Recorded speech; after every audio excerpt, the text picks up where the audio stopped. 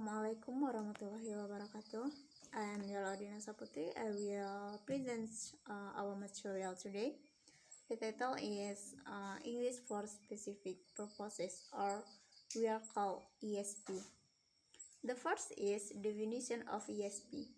ESP is interpreted as English for a special purpose, goals, or students' need.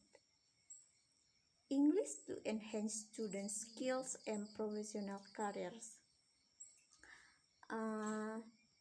Simply, ESP is the teaching of English for a specific purpose.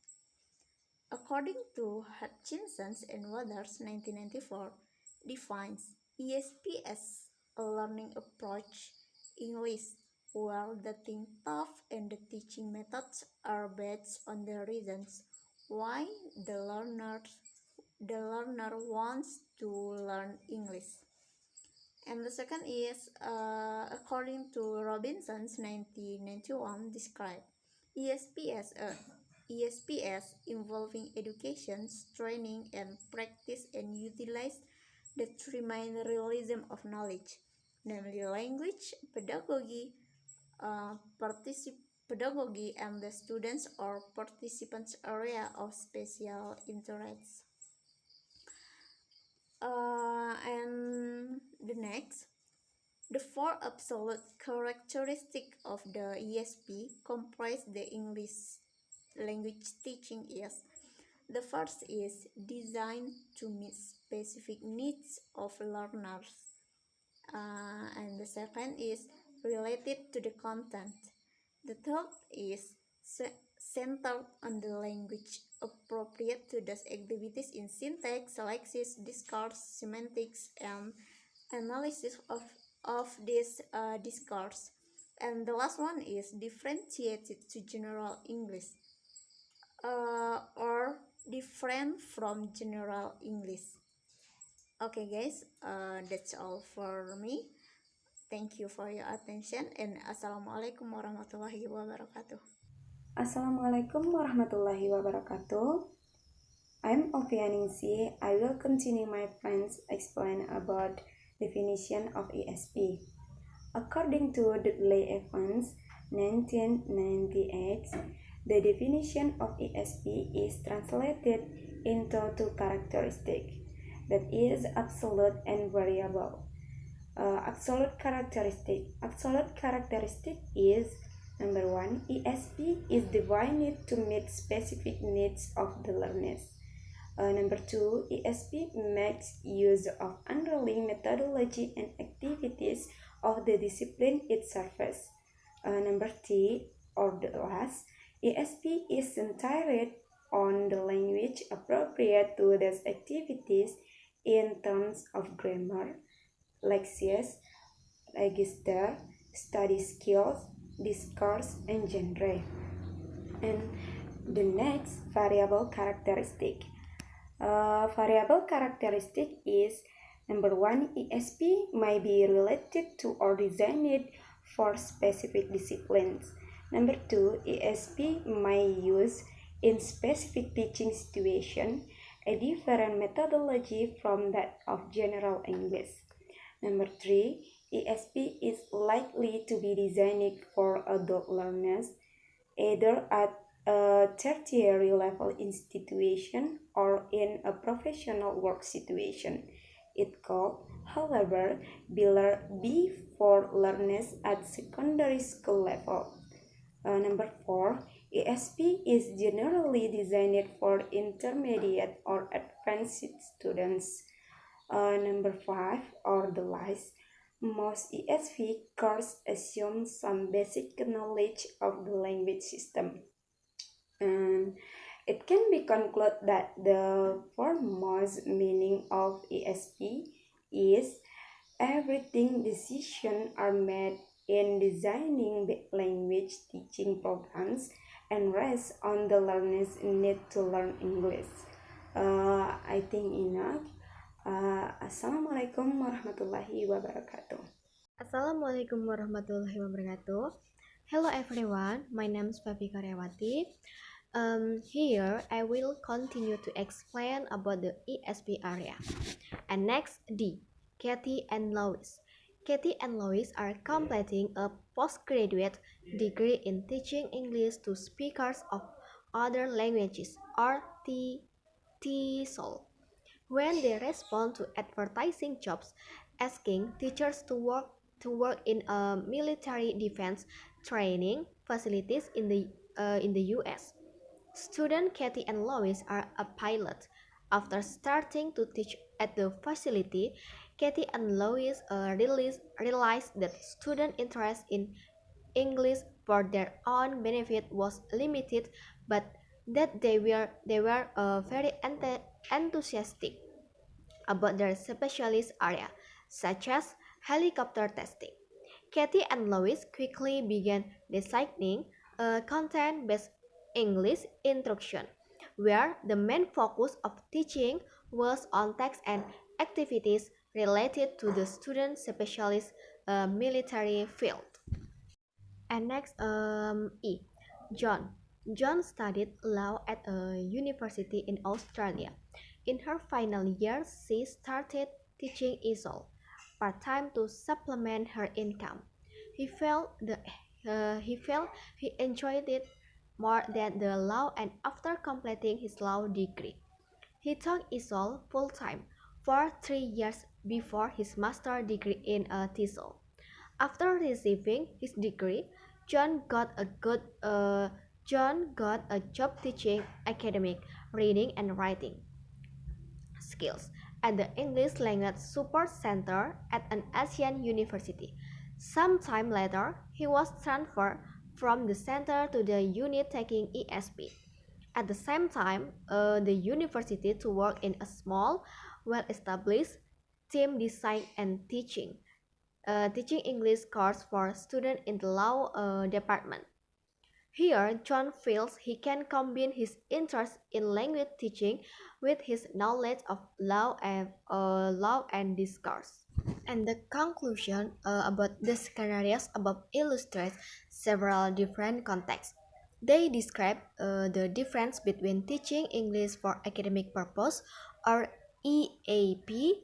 Daria and John, who both work in a university setting, and teach English for study-related purposes. Teaching English for professional purpose, or EPP. Alison, Katie and Lois, and Albert, who taught English to doctor, pilots, and company executives. Teaching English for occupational purposes, or EOP. Estelle, who teaches English for office managers. It can be seen that ESP can be on a classroom basis, or, as in Albert's situation, at a workplace-based place. Okay, I think enough, and wassalamualaikum warahmatullahi wabarakatuh. 2. ESP area. To understand an area of teaching ESP, consider a scenario teaching given by the following department. Alison. Alison started her teaching career teaching French in Sector Secondary School in New Zealand. Several years later, because of the decline European language enrollment in secondary school, Alison began teaching languages English as a second language in tertiary colleges. He teaches middle-level students there for a few years and then starting to conduct classes for immigrants that focus on sedentary skills, such as job application, dealing with administrative inquiries, and so on. One day, the director of his studies tell him that colleges will introduce a course called English for Medical Doctor. The students recently became immigrant doctors, requires appearing for medical registration checks and English language tests so that they can work as general practitioner in the country. Alison was asked prepare and teach courses. B. Daria. Derya graduated in teaching English as a foreign language in Turkey and almost immediately got a job at one of the big public universities where English is used as the language of instruction. Most of the students on Derya University spent a year in prep school to study intensive English language program prior to starting subject studies in their department. Derya has taught in intensive programs for several years. Recently, the Faculty of Engineering at the university expanded in doctoral program. However, the faculty realizes that doctoral students are deficient in English, hamper their studies, and it was decided that a special English program to assist graduate students with engineering research report, reading and writing needs to be prepared. Derya, whose brother is completed his doctoral studies in the engineering faculty, was asked to prepare appropriate ESP courses for engineering students on doctoral programs. C. Albert. Albert is bilingual and grew up in a French-speaking home in England. After studying French and business at university, where is he worked part-time, teaching English to speakers of other languages or ESOL. He was offered a job with a computer-based software company in Paris. Its brief description is to track the daily work practices of a number of key employees in the company and offer English language assistance to them when they have trouble using English in their work. The goal is to have these key employees in the end become independent using English for workplace need day.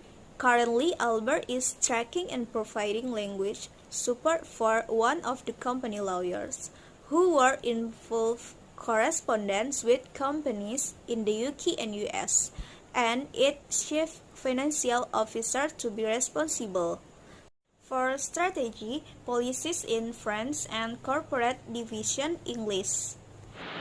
Okay, for the next is the demands in ESP or English for specific purpose.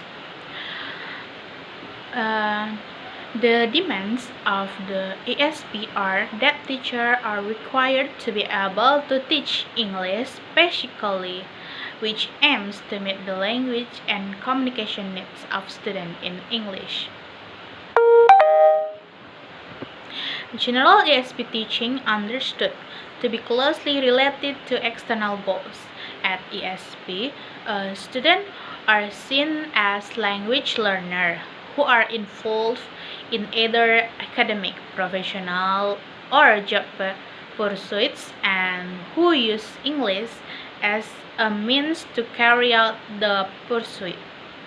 The external objective provides an instrumental view of language learning, and language is studied for non-linguistic purposes.